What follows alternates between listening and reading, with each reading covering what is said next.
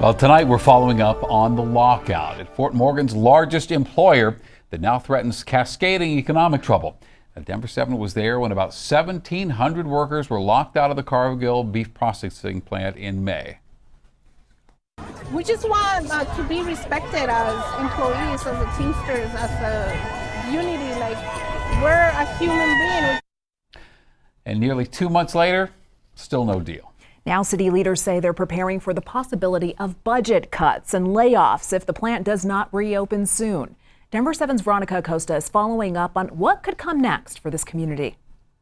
Carnitas, okay. In a city of nearly 12,000 people, you can find enchiladas and chile rellenos being dished out here at El Jacal Mexican Grill. It is a family business. What Naised Avalos has been a part of since she was just a kid. It's a cool environment to work in, it's fun. But once she's seen change in the nearly 2 months since the lockout at the Cargill beef processing plant, less than 3 miles away. It has affected the town quite a bit. The plant sat quiet and empty Thursday, 2 days after Fort Morgan City Manager Brent Nation told council members departments should cut their budgets by 15% and prepare for potential layoffs. We're basically preparing the 2027 budgets as though Cargill will not be open in 2027. From our best estimates is about a decrease of about $15 million to our budget. Nation says Cargill is the city's largest electric and water user, which means Fort Morgan isn't seeing any of that revenue during the lockout. The term that I've been using with my employees is this is a generational event. The loss in revenue could also mean layoffs across city departments. You look at our police budget and almost 90% of the police budget is just tied up in salaries and benefits.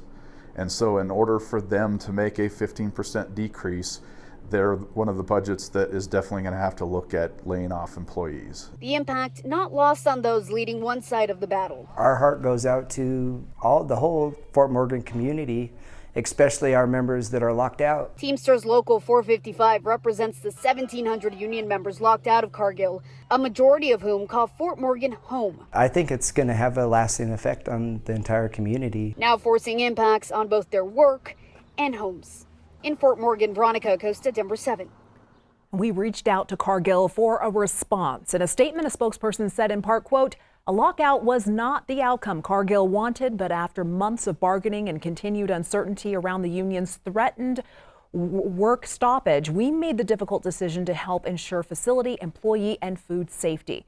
A final budget is due in November. Going in depth here, this is not the first time we've seen a meatpacking plant disrupt the state economy.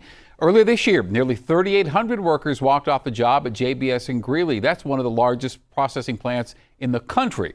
That strike lasted 3 weeks before a deal was reached, and it forced meat producers to reroute their livestock to other facilities in Texas and Nebraska during that time.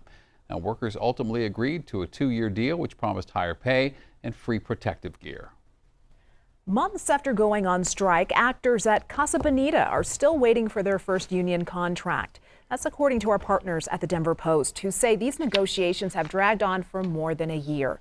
The performers are asking for better pay and more protection from abusive customers. Actress Brooke Shields, the president of the Actors Equity Association, stopped by the restaurant earlier this year to deliver a letter to management vouching for staff.